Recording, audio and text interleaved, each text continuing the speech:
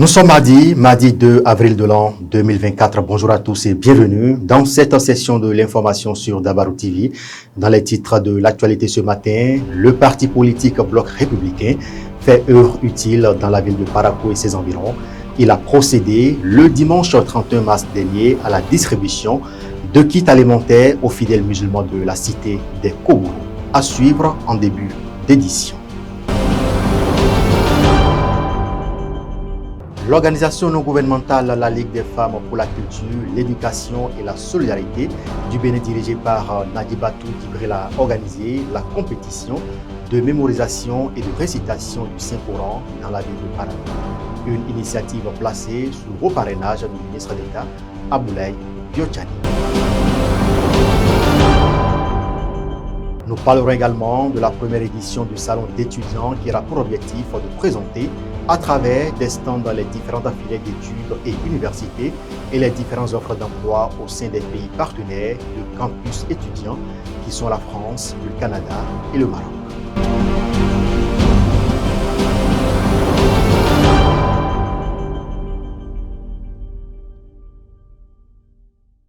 Voilà pour le sommaire. Bonjour et bienvenue. Si vous nous rejoignez, je vous le disais en titre il y a un instant, la communauté musulmane du monde entier observe depuis plusieurs semaines le mois du jeûne.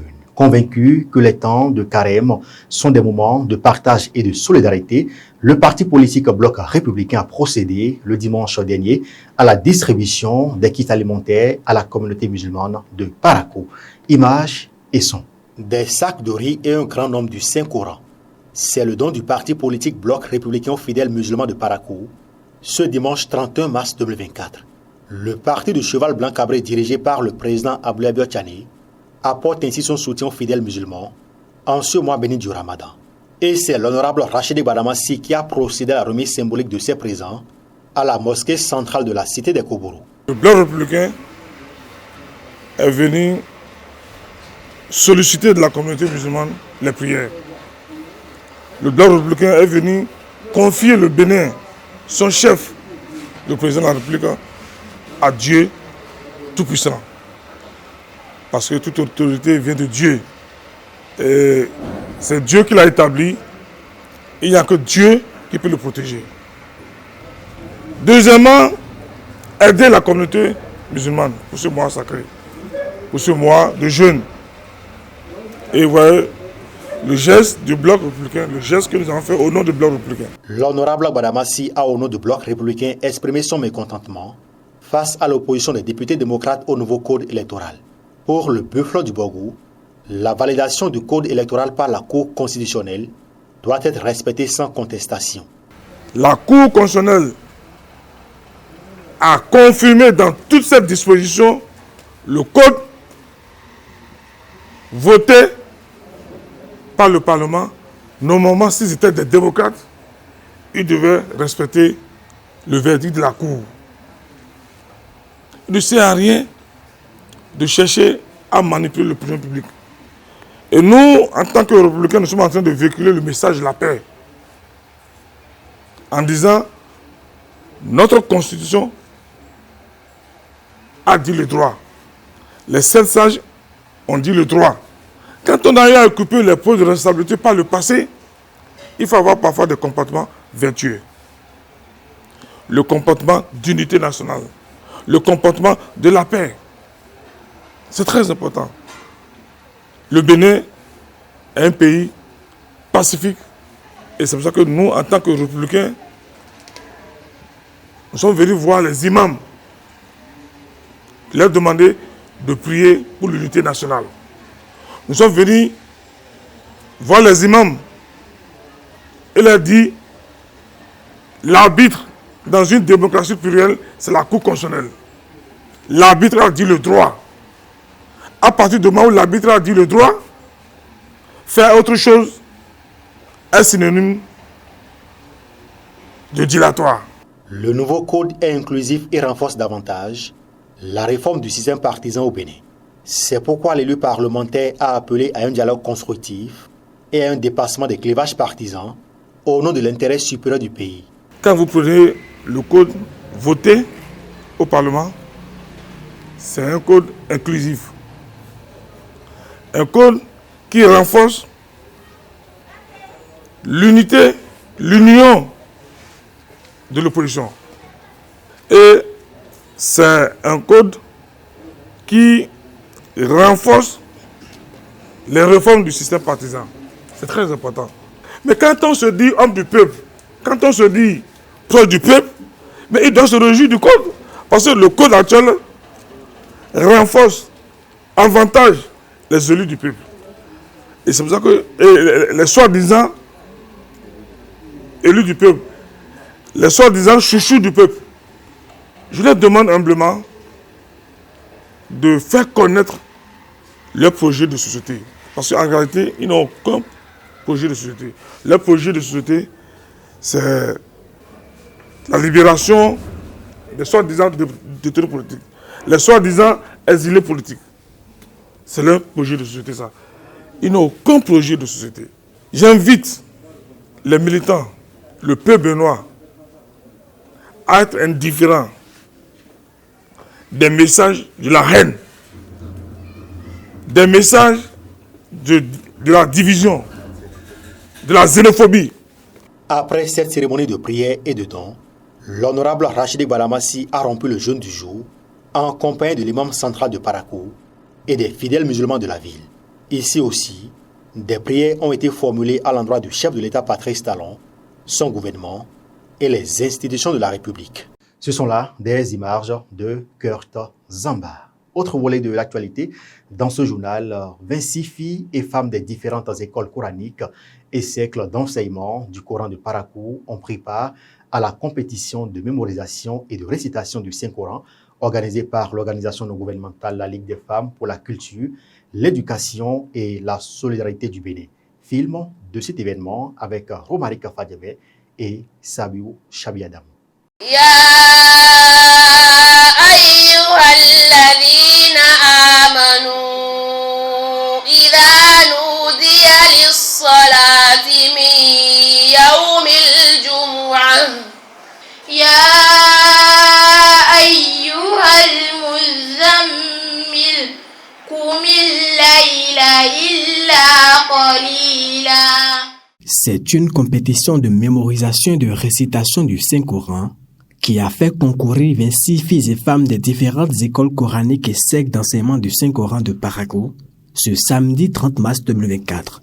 Organisé par l'organisation non gouvernementale La Ligue des femmes pour la culture, l'éducation et la solidarité, l'événement qui a été parrainé par le ministre d'État Abdoulaye Biotchane a connu son apothéose ce 31 mars à la mosquée de la place Idi de Zongo par la remise des prix aux lauréates. Cette initiative a pour but de donner plus l'envie aux femmes d'apprendre davantage les versets et sourates du Saint-Coran pour l'enracinement du nom béni d'Allah et la promotion de notre religion qu'est l'islam. Il y a 4 catégories. Il y a ceux qui sont venus avec 6 hizb.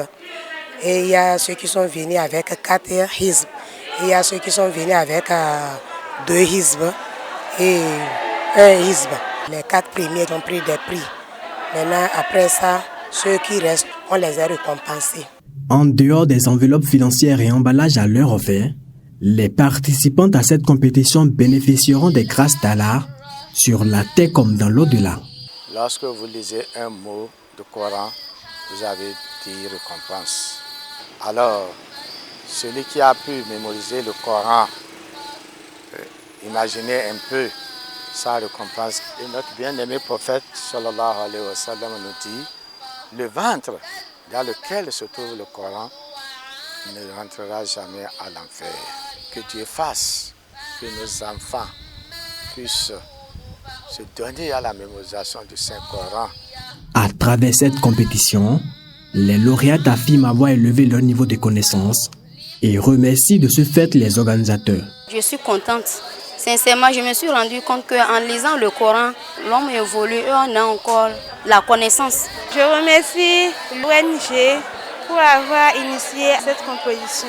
Cet événement, qui célèbre l'excellence et l'engagement des filles et femmes dans l'étude et la récitation du Saint-Coran, a connu la présence de Sa Majesté Akbaki Kopignese, roi de la cité des Koboro, des têtes religieuses et des femmes musulmanes.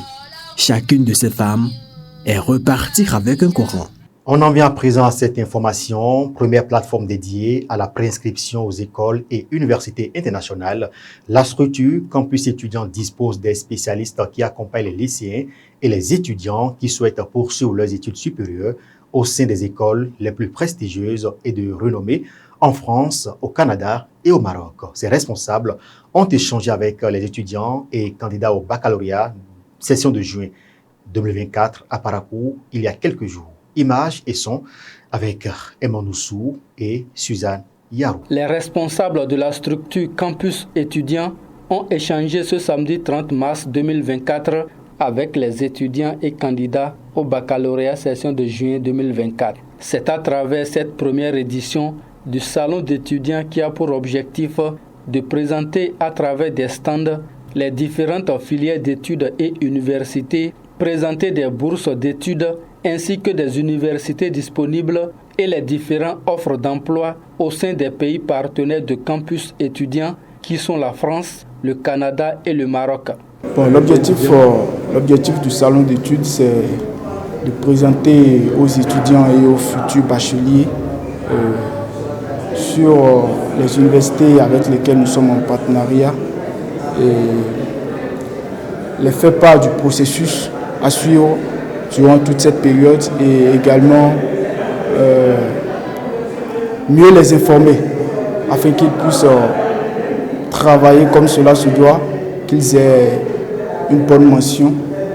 On leur a présenté les différentes universités avec lesquelles nous sommes partenaires et on leur a présenté les différentes possibilités d'obtention de bourses d'études, que ce soit entièrement payantes comme partiellement payantes. Les universités avec lesquelles nous sommes en partenariat, il y a l'UPES en Tunisie, il y a le Collège supérieur de Montréal au Canada, il y a également le Collège universel, toujours au Canada.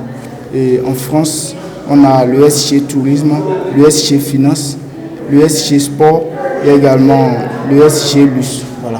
Des étudiants et candidats au baccalauréat ayant répondu présents à cette séance de donner et du recevoir ont vu plusieurs de leurs zones d'ombre éclairées. Ils nous ont dit les pièces à fournir pour pouvoir rejoindre l'extérieur et ils pourront nous aider grâce si on les contacte à pouvoir nous inscrire dans ces pays-là. Les conditions à l'université au Bénin sont difficiles. Ils nous informaient qu'une fois là-bas, ce serait un peu plus mieux si on était boursier d'excellence. On aura une bonne formation, en plus de ça, on sera hébergé, on aura une bonne vie quand même, une meilleure vie pour étudier dans de meilleures conditions.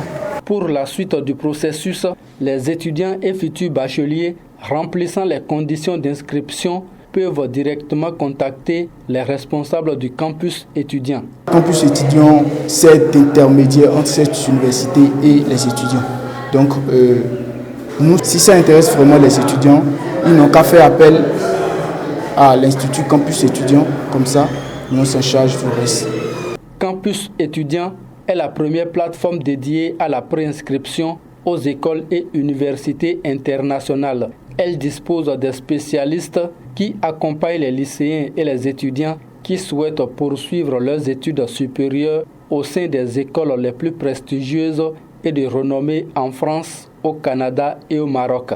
Merci à nos reporters pour ce compte-rendu. Les informations 24 heures sur le continent à présent, au Sénégal, alors que le plus jeune président de l'histoire du pays et du continent africain, Bassirou Diomaye Faye, 44 ans, doit être investi aujourd'hui. Les attentes des Sénégalais sont nombreuses. Portées à la présidence par le désir de changement de 54,3% des électeurs qui l'ont élu dès le premier tour, il fera dès lors de son investiture à des défis considérables. La cérémonie d'investiture est prévue en fin de journée à Dakar. Bassirou Diomaye Faye succède ainsi pour 5 ans à Macky Sall, 62 ans, qui a dirigé le pays de 18 millions d'habitants pendant 12 années et maintenu des relations fortes avec l'Occident et la France.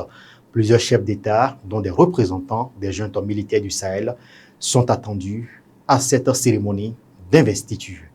C'est sur cette information que ce journal se referme. Merci de nous avoir suivis. Merci aux équipes de préparation et de livraison de cette édition. Raimat Agani, Romaine Pana, sous la coordination technique de Suzanne Yarou.